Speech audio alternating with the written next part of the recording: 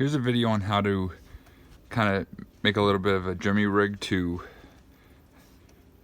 fix a coolant line that is leaking and maybe you can't find a replacement hose for.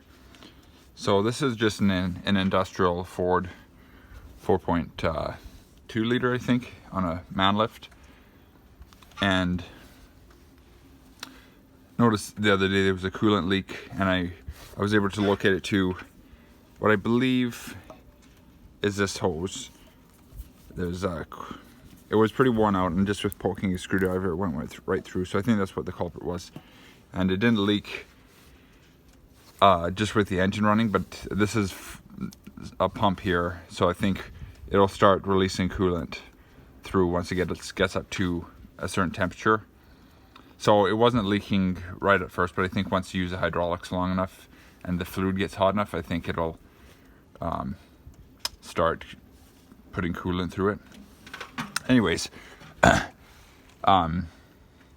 if you can't find a replacement hose, so this is a fitted hose, it's a braided, steel braided fitted hose.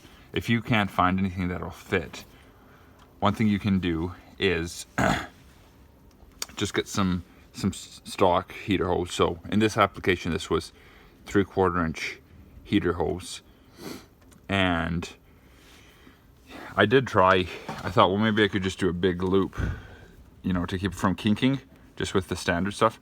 But even if I had it coming way out here, it'll still kink quite bad. So what I decided to do is to pick up a 90-degree elbow, and all this combined was maybe like, I don't know, $15 at the most.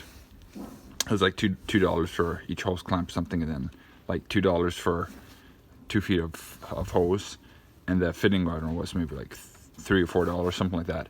So obviously much cheaper than this part. Now I didn't even try to find one. I don't know if I could. This is an older machine, so I think that would be ideal, obviously, if you know, to do it the correct way. But in my situation, or a lot of times you'll run into something where you just can't find it, even if you didn't mind spending the money, you can't find it to begin with. So that's just something I wanted to show. So basically the fitting comes straight out here, connects to the fitting here, so it's actually quite a turn. But by breaking it up with a 90, I'm able to kind of get it to fit. Now I'd start off with more hose than you'll think you need, and just kind of play with it until it's just right where you need it. Because a little bit of cutting, if you cut it a little bit too short or something, it'll kind of make it hard. So it does need to be pretty, I guess there's like one length that will work the best.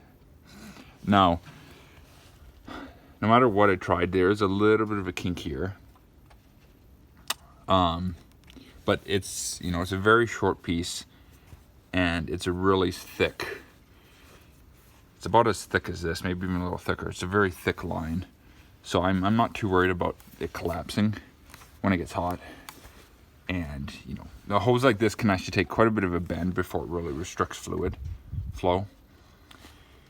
So I'm going to run it and operate the hydraulics until that it starts to heat up, just to make sure that line doesn't collapse or anything. But anyways, just wanted to show that on video here. And I think ideally, if you could, a brass fitting would probably be best, just for longevity. But whatever. This is I think a polyurethane bushing of some, or a connector of some sort, but I know they also have it in PVC, or you can also find it in brass.